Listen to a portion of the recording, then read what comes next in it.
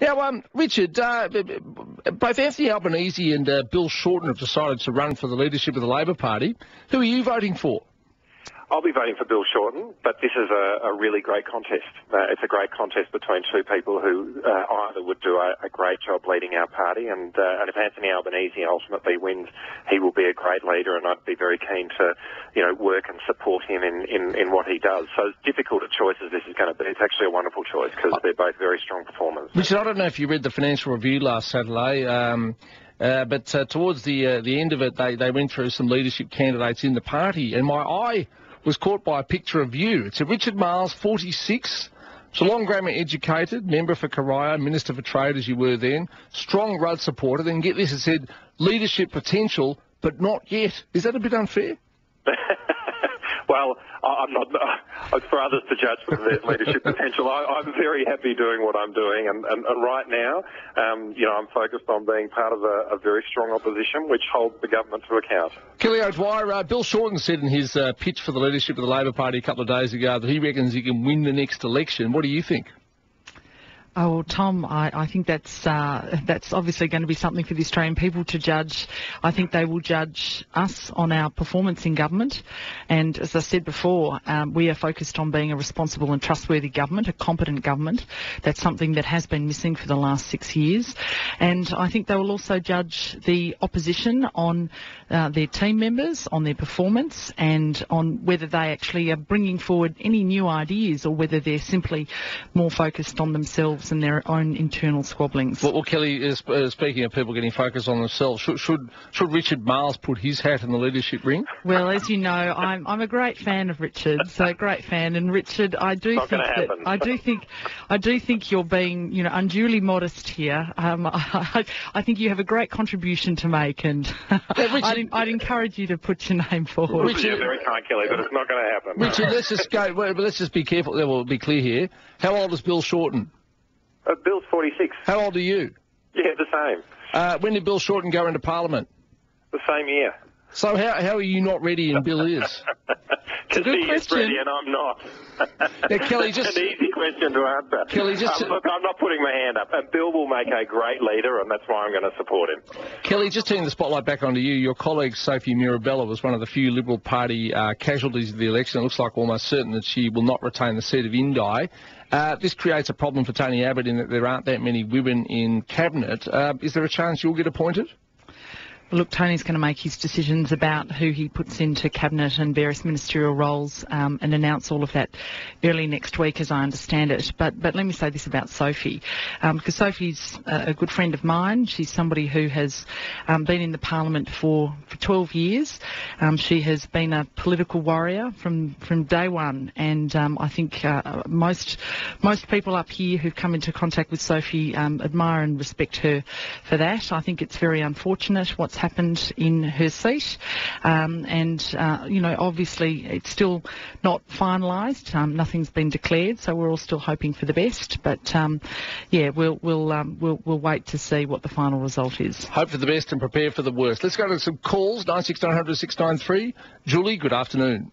Oh, good afternoon. Very interested in listening to your two guest comments. But, Richard, all I can say is how you could possibly vote for Bill Shorten to be leader after what he did to Kevin Rudd and what he did to Julia Gillard. Leopards don't change their spots. They might cover them up, but they don't change them. And I think you should reconsider and telling everybody who you're going to vote for. Richard, your comment? The last 6 years have been really difficult in terms of the issues around our leadership. There's no gilding the lily on this. It's just how it is, and I think for all of us, we have found it heart-wrenching in terms of who to support and when, and that's obviously the issue that we need to change going forward. And I think, therefore, to look at Bill individually just isn't fair. And I'd say this in relation to Bill.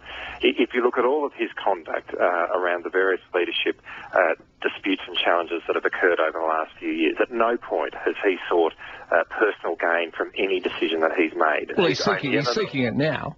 No, well, but that's fair enough in terms of seeking to lead the party. But during a very difficult period, he only ever made a decision quite sincerely based on what he thought was in the best interest of the party, and that's ultimately all you can ask someone to do. And often people with sincere views come to different points of view, but that's all Bill has done. And the truth is, it's just been a very difficult period for all of us, which is why we do need to draw a line under it and move on. There's another important point to note here, though, too, and that is that Bill, in doing all the organising that he has been doing, whether it's for Kevin Rudd or Julia Gillard or Kevin Rudd again, he's hardly going to be organising the numbers on himself if he's the leader. Yeah, who does the numbers now, Richard? Are you in charge of that?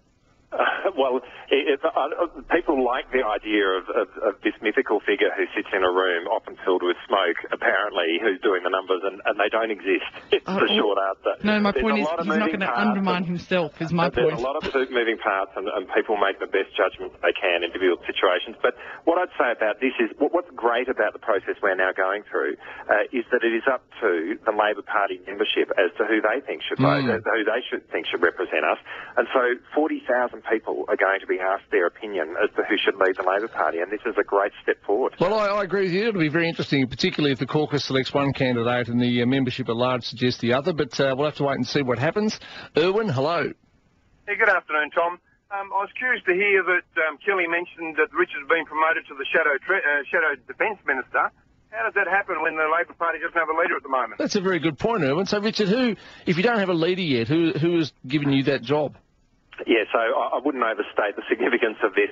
All that's happened is because we have a process which is going to take a month, all of us have been given the shadow portfolios of the ministries that we had before.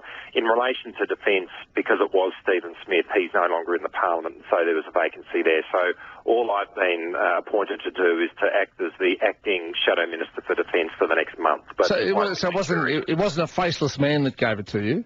No, it wasn't. It was our acting leader, who is actually Chris Bowen, for the next month, because he's the next most senior person other than the two candidates themselves. And so this is very much a temporary measure to just see us through the next month as we choose the leader. And once the leader is chosen, he will then go through the process of allocating portfolios, and we'll all start from scratch. All right, Ken, good afternoon. Yeah, good afternoon, Tom.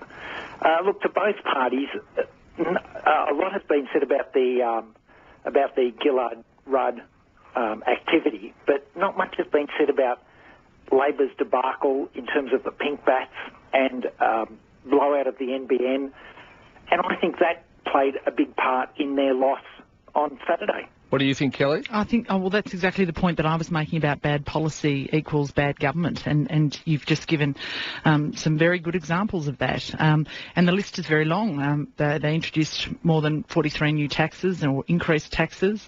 This was a government, of course, that made policy decisions on the spur of the moment and on a whim, and the FBT announcement related to cars was another example of that, despite the fact that they had brought in legislation only in the budget previously, after the Henry tax review had said that it needed to be changed in the other direction. I mean, this was the government that really made brain snap decisions on the spur of the moment without thinking through the consequences. And unfortunately, the entire Australian people have paid the price for that. Well, it's all different now. We better leave it there. Richard Marles, well done on being the Shadow Minister for Trade and the Shadow Minister for Defence. Kelly O'Dwyer, good luck with getting into federal cabinet. If that happens. Good luck, Kelly. Oh, yeah, thanks. We're barracking for you. And we'll talk to you both again in a fortnight. No worries. Kelly O'Dwyer, Richard Marles there.